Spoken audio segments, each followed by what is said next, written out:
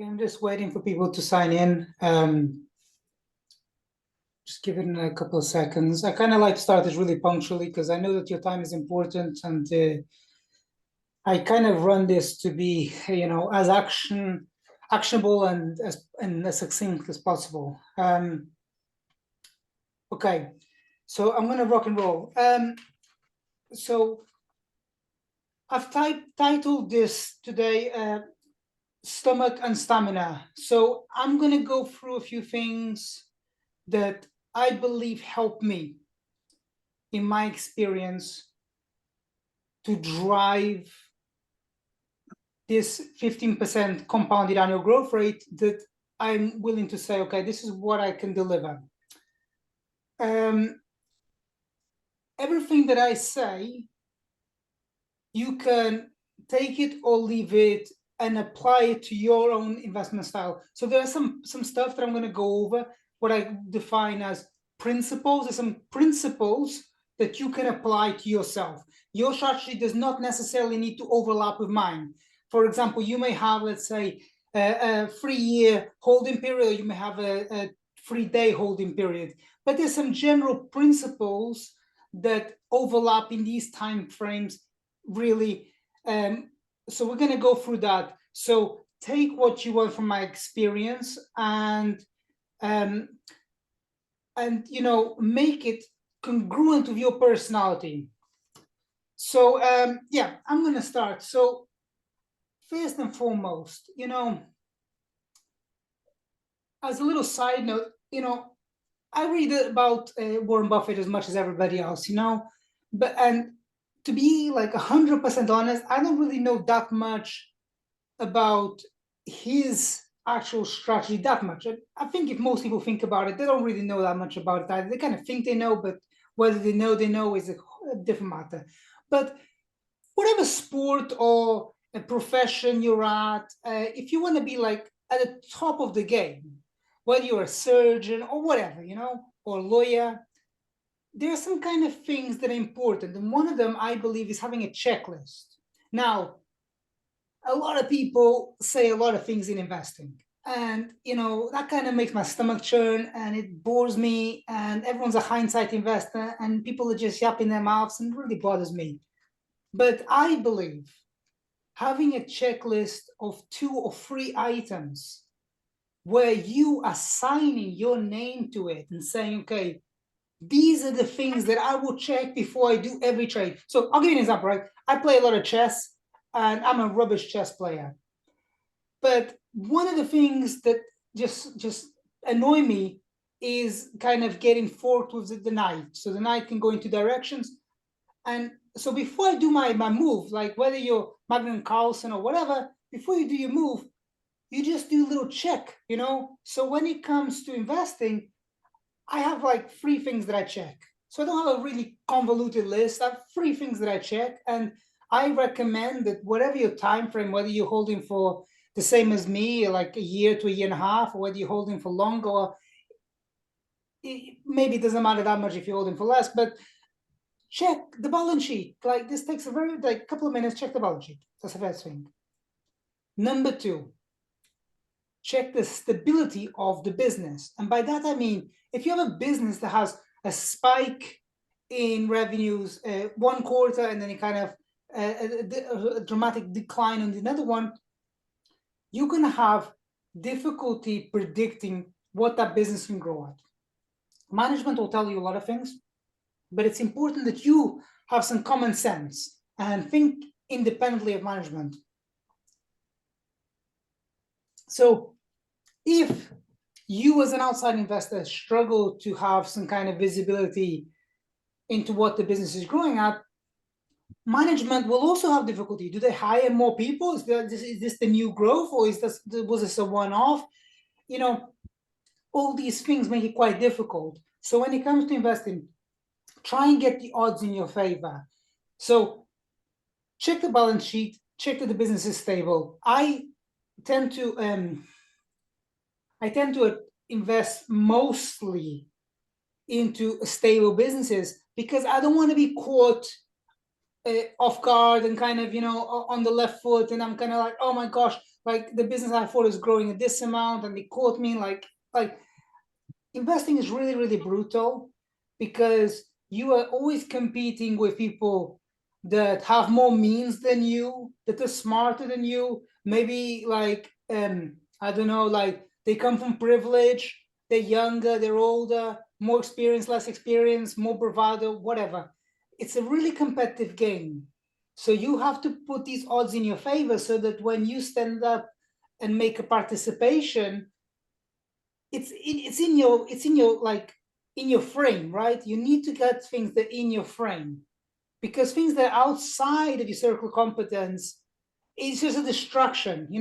Have a little niche that you operate in. So I've kind of gone towards more these inflection investing ideas. I'll talk about that in a minute, but it's really, really important that I stick to what I believe is my circle of competence.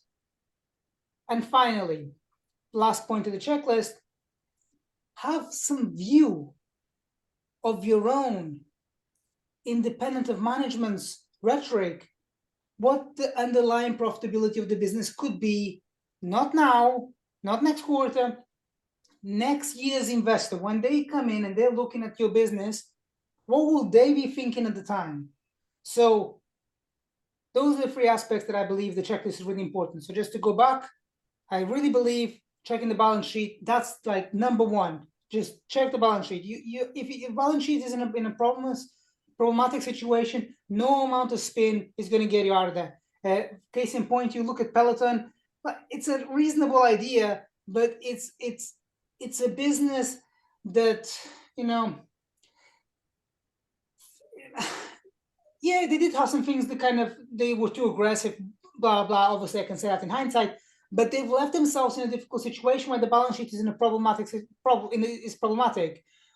Conversely, look at something like Zoom. Now, again, I don't think that Zoom is going to be doing that well going forward, but the balance sheet is really, really clean, okay? So they have buying power. So two businesses that had this COVID bump, but one was slightly better managed than the other. And one is kind of on the precipice of like going towards chapter 11, and one of them will be around for a long time. So, you can have some nuances to this, but just think about that at the moment, okay? Now, the stomach part of this talk that I wanted to highlight is when it comes to investing, you need to know yourself and know your pitfalls. For example, a lot of people in this profession, I see that there's like one lady in the call, but they're kind of alpha males, they're kind of like, they think they know and this and that. So me, I'm like competitive as well, but I know that about myself. That's why I have more than 10 stocks in the portfolio. I have 21, but so I know that for myself, having too concentrated a portfolio causes me a problem. So that's the experience that I put in, and I put this. So let's say, okay, just for the sake of conversation, I very much like Moneyline. Okay, I said like terrific business, blah blah, terrific. Oh well, singing, dancing, everyone's happy. I think it's going to do amazingly well. But I don't want to put too much capital in that business because there are always things you don't know. There are always things management doesn't know. And there are always, all the time, some kind of black swan that you didn't think was going to affect you, and all of a sudden affects everybody. You never know these things until after the fact. So I put these barriers for myself that I don't like to put more than 5% of my capital into any stock. I don't like that because I know, like I have in the past, put 7%, and that causes me more problems than it solves. Yeah, sometimes things, like with hymns or Palantir, those like worked out really well, but that caused me so much distress. Even with, let's say, for example, let me just mute this person. Even for example, with stocks like Uranium Energy Corp that in hindsight worked out, man, but was it worth that stress? So you need to learn. It's okay to make mistakes in investing. It's not okay to keep repeating the same mistakes. So for me, I like to have it a bit more diversified. And I also think that it's really, really important to understand that sometimes if you want to get those kind of great returns, if you invest in a let's say a mega cap, you're not going to be up 200% on a mega cap in a reasonable amount of time. It can happen, Nvidia obviously being the case, but those big caps, they kind of take a bit longer to get those returns. In a smaller cap, you can get those returns, but it comes at a cost. Like the example, GA Cloud Technologies, man, that business on any given day is down 30%. And then it like 2 weeks later, it's back to where it was. Now, that's gut wrenching. It's often on no news, and it's people saying, oh, it's manipulation, it's this, it's that. People will talk and describe the share price with such beautiful stories, but ultimately small caps are very volatile. And in my experience, having a portfolio made up of small caps can be really, really painful. That's why I kind of like a bit more like stuff like PayPal. It's not gonna be like up and down 20%, because I want to have staying power in this game. And I think that's really important to understand that small caps are going to be really, really volatile. But at the same time, when I highlight those businesses, say, okay, I think that this business is worth buying, people immediately write to me, oh, is it worth buying now? And I'm like, well, if I'm underwriting something, I generally, when I like buy into a business, I'm underwriting that business for about a year. I think, okay, that's it, locked in for a year. So it's like a couple of people wrote to me about, I just recommended Alsta. It's like, oh, is it a good time to buy now? I'm like, but like I'm underwriting this, so like stick with it, because that's how you make the money. You make the money in the holding period, not in the buying and the selling. And the last thing that I want to talk about is this aspect. If there was to be a secret sauce to inflection investing, it's really trying to get the timing of the profitability, the path to profitability right. So I'll give you an example where it didn't work. So with GitLab, I made a mistake. I felt that they would reach profitability. Sorry, let me rephrase. I felt that they would reach higher profitability again of this year. Now I see that it's been pushed back by a year. So I'm kind of thinking myself, this is something that I got wrong. So I felt that profitability will reach sooner. And when I get it right, it really works out really, really well.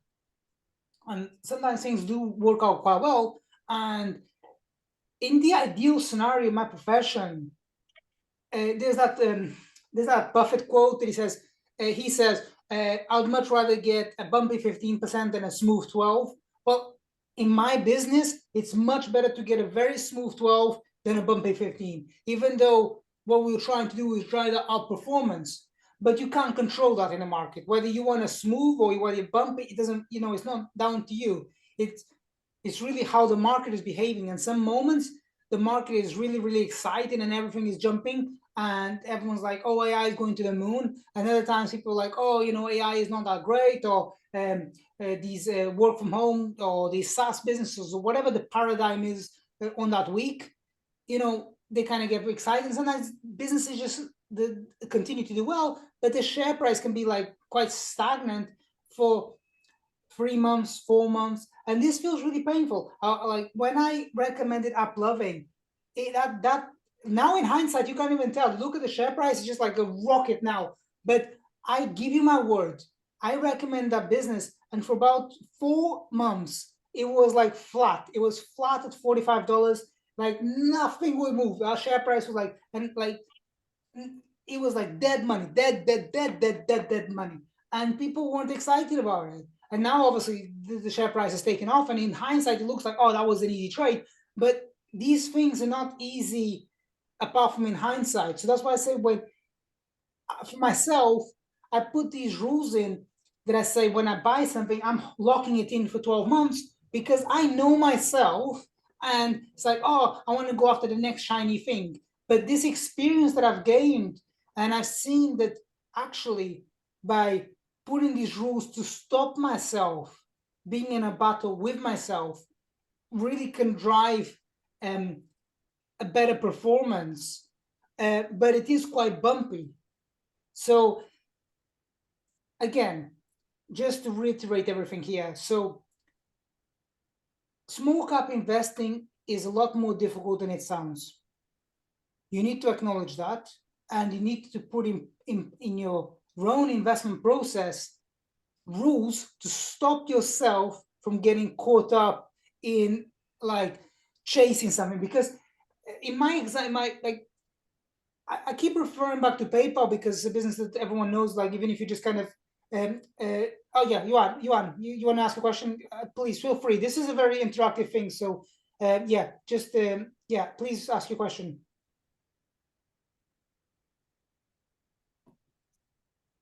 Do you want to ask your question?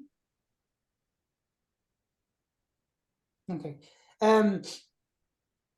So I always kind of go back to with PayPal, because with PayPal, it's a business that people know, and you know, having these businesses that are slightly less exciting, but also at the same time not not likely to have that much oscillation or volatility relative to interest rates, just gives me the ability to kind of breathe. Because sometimes you look at the portfolio and everything is like with blood everywhere, and it's like everything like down 5%, down 12%, down, like it's just. And but you look at these businesses like Match or PayPal, and it's kind of like, okay, they're down 2%, and it's like, this guy, okay, you can live to you can live to you can live for another day. And having a business where like PayPal is not really what's going to drive, you know, my whole portfolio to go up significantly, but it gives me a little bit of an anchor that it's going to be okay. And you know, the rules that I put in for myself are rules that I have learned over time. Okay, this, everyone wants to get really rich quickly, and everyone, I see so many people say, oh, I want to buy this stock. It's like buy the dip. It used to be doing so well, and now the stock is down like 40%, and I want to buy it to kind of get a quick re-rating. No, there is no free lunch. And the moment that you understand that there's no free lunch, you can put your cards in place to allow yourself, you know, to enjoy the process of growing as a person, growing as an investor. Yeah, I kind of will take a pause here because I kind of waffled on for a really long time, and I apologize for that. I would like to open it up to some questions, maybe if anyone wants to kind of ask some questions. This helps. This kind of works better. It's a bit more interactive. Yeah, want to ask any questions?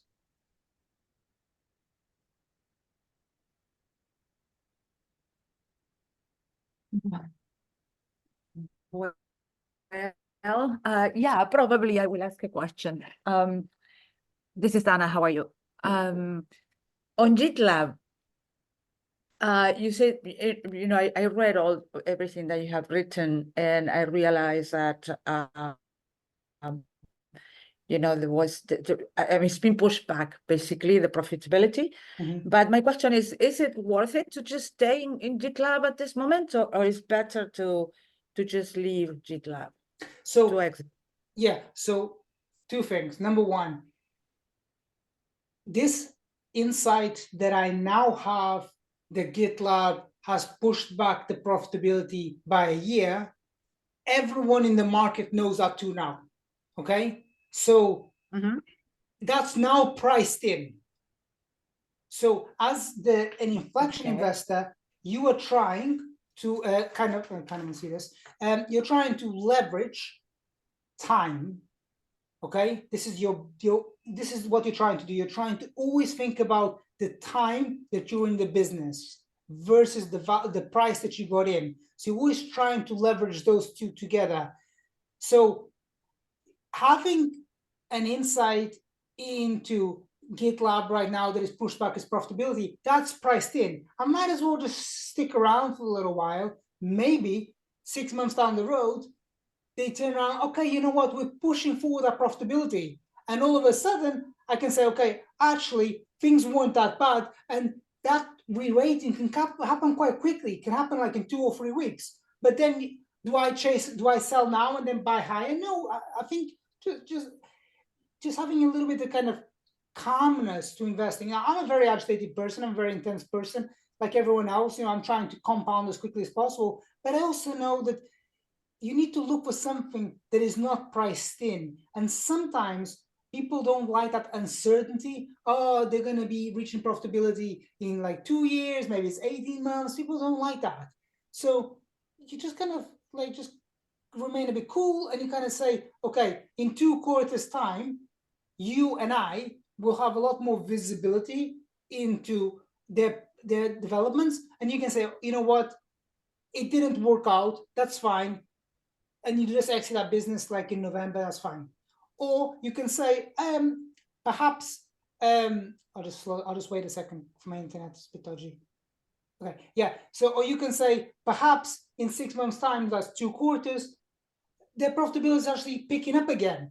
And in which case, then people will say, oh, the business is actually okay. And you get a really rapid re-rating, and the stock is up, let's say 25%, and then you kind of back to break even, but you do not chase it necessarily when everyone else is chasing it. So you make your investment, you let time do its thing, and you'll figure out in 2 quarters time, yes, it was on the right path, it just took slightly longer than we thought, or it didn't work out, in which case you don't add more money to it. And I tried to answer your question. Did I answer your question?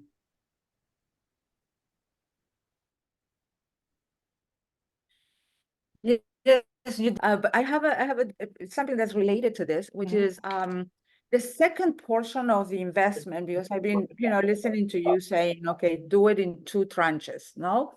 So, always bring that key. Sorry, I'll just. Bà sửa chưa? Just kiểu xóa xí. has somebody speaking? Xóa xí nào? 1 second. Yeah. Just, how to mute this person. Okay, sorry, do continue. About the 2 tranches, yes, continue. Đó là Yes. Evo mà Oh, xóa wait a xí nè. second. Just a second. There's more master at home. Joanne, you have your microphone on. I think, Michael, you can right-click on the person's Jan, you need to mute. name. Jan, Right-click needs and to mute. Yeah, 1 second, please. Yeah, they're muted now. Okay, good. Yeah, sorry. So, So yeah. 2 tranches, yeah, correct, yes. So the question is, how do you time the second one? Because I mean, you started, let's say you may have entered high, or you may have entered very low, or whatever. And so, what would be the criteria? What's the criteria that you use to decide? Okay, this is the moment I'm going to go into a second tranche. That's a really good question. Something. Yeah. That's a really good question. Thank you for asking it. So whenever I make an investment, in my mind, I'm saying, is the business's profitability tracking with what I thought it was going to track? And the only way that I know how to see that is through the earnings report. When the earnings report comes out, the company gives some kind of guidance, I can see, yes, it is tracking. So if my thesis is working out, I'm happy to buy some more, the second tranche. If I see, like with GitLab, that my thesis was not working out, I just calm my horses, and then in 6 months, when in 2 quarters time, when they report their earnings again, I can say, you know what, I made a complete blunder here. I'll just let that time go out until I've held it for 12 months. So I'll give you an example. I bought Tech Resources, a copper company, and that didn't work out, okay? It's coming close to the 1-year anniversary. The stock fell, it was down, I don't want to lie, something like 30%, something like that, maybe a bit more.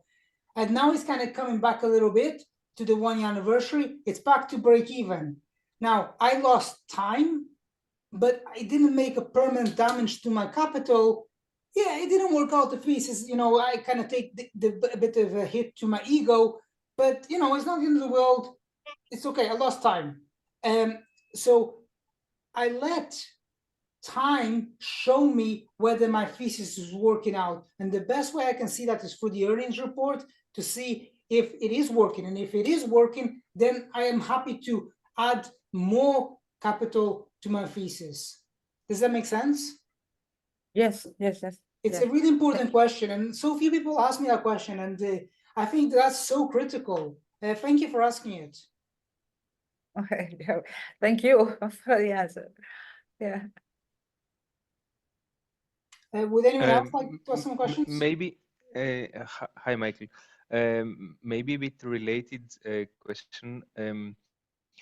Do you do dollar cost averaging when you have new capital, or I don't know if it applies to you, but should we do it? Let's say you have you can save once a month, I don't know, 1,000 francs, dollars, and what would you do with this $1,000 a month?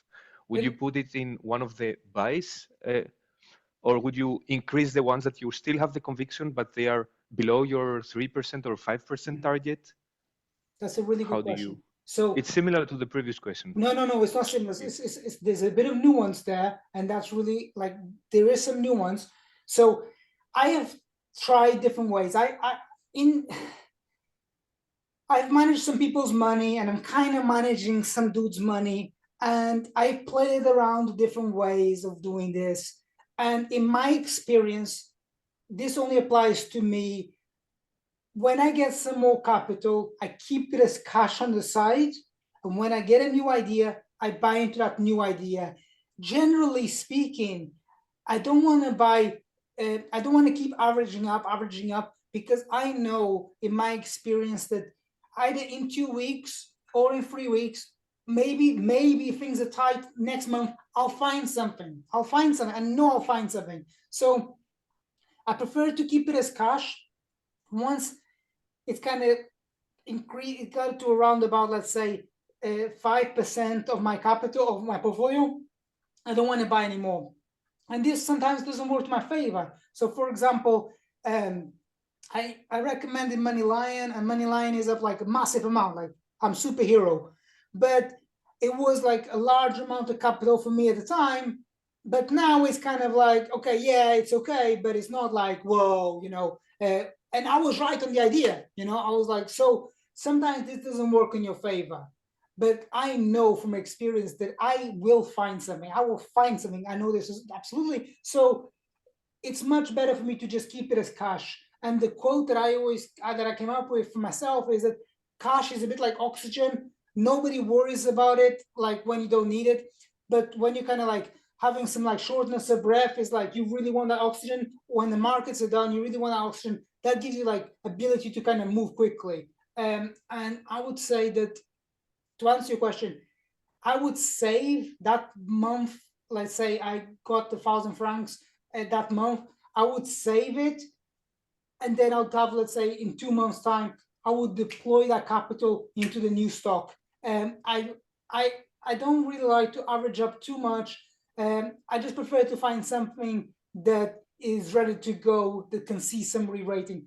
Because, the longer I invest, I kind of would like to believe that my mistakes are not as brutal. Obviously, I do make mistakes. I highlighted Palo Alto Networks before, that stock was down. I think it was like 40% or 35% on that morning. And like, obviously that hurts. And these things do happen. But generally speaking, I'm kind of getting quite good nowadays at investing. Obviously, the market is better, blah, blah, I get all that. But I'm getting, with time, I'm getting quite good. So I can find something that will move satisfactorily over the next year. So I don't need to kind of just keep buying into my like best idea that's worked out. I'll find something else that is just as good. So to answer your question, I personally like to keep that cash on the side, and I would wait to find a new stock once it's got to my 5% allocation. Okay, Thanks. So from now on, because you have said that your target is from now on to keep it around 5%, but I see from your last post that in the end you have from the new ones PDD and UST in 5%. So I guess the other ones you just didn't keep them as high because you were not convinced in the second tranche somehow, right? No, it wasn't that necessarily. So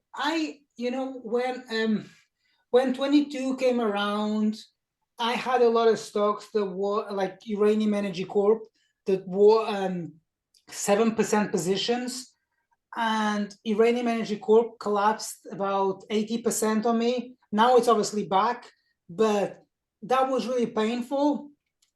And I felt, okay, you know what? I'm never going back to that 7%. And I went with like a knee-jerk reaction. I went to like around 3.5. And now obviously the markets are working out better. I think to myself, you know what? Like 3.5 is like no here, no there. I can be a bit better and a bit more aggressive, but I don't want to lose the lessons that I've learned through the bear market. So I kind of come for this like more middle-ish ground of around 5%. Okay. So it's a matter of time that more recently you have this strategy. It's not okay. Thanks.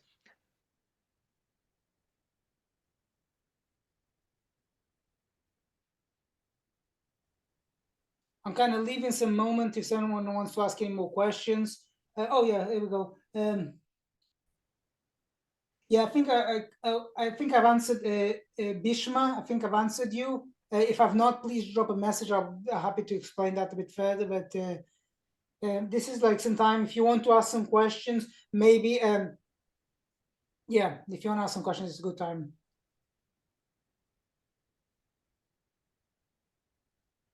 Michael, you have so many stocks now, which I like. So let's say you find another one, you say this is really good. Don't you have to drop one or two to then go and get this new one? Yeah, and I will have to sell at some point soon. Tech Resources. I said, can't remember, it was the other guy. Oh, can't remember now. It was about last week or the week before that. I said that being early is the same as being wrong. And I had this whole idea about the green energy transformation and blah, blah, blah, blah, blah, and that didn't work out. And it probably will work out in the next 2-3 years, but my timing was wrong. So I'm gonna have to park it and I'll come back to it at some point again. But for now, I just have to park it. So yes, I will have to sell. I have to trim down on the portfolio. Yeah, these things suck. You kind of, you have these, it's your ego, right? You kind of, you buy something and you're like, oh, this is gonna work out, and it doesn't work out.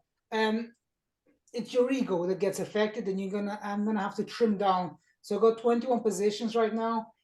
Yeah, I'd really like to get down to about 17 or 18.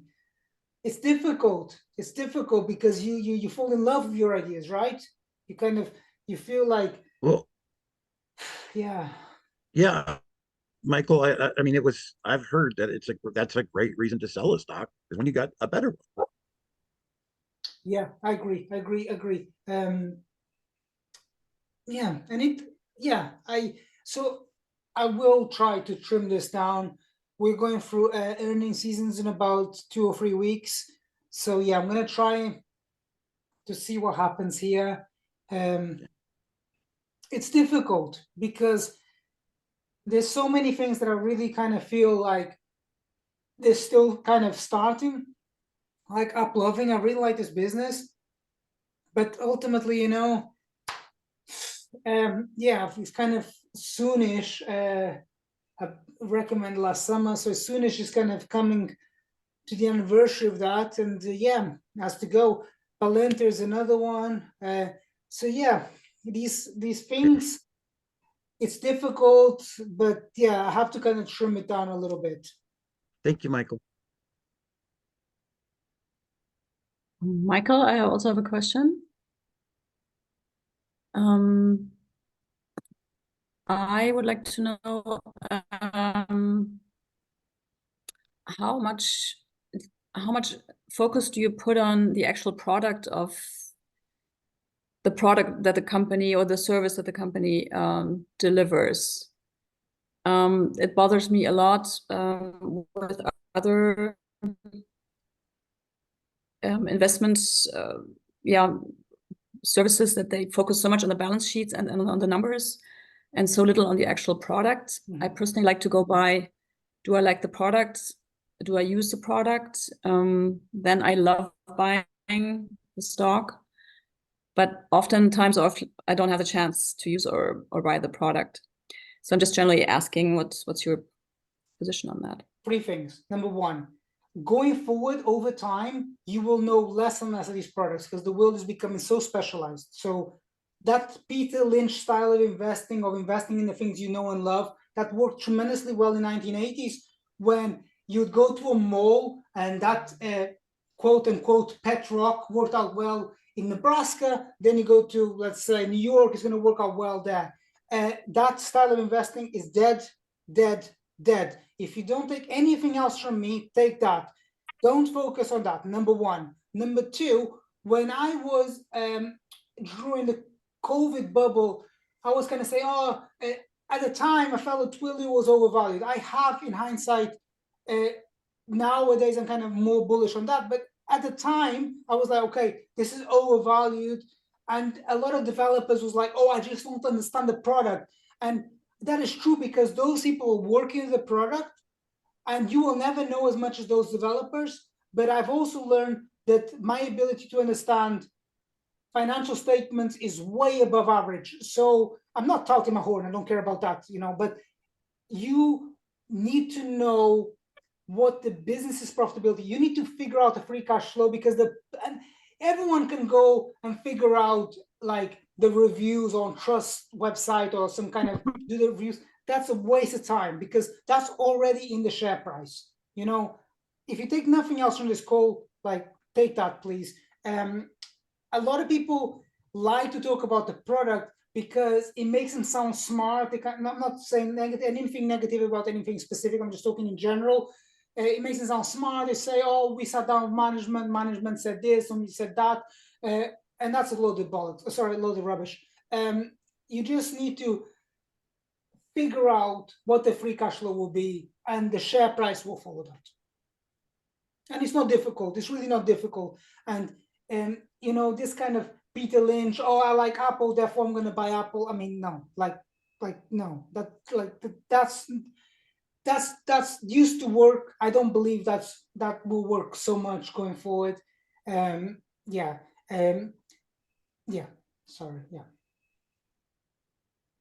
Okay. Thank you very much.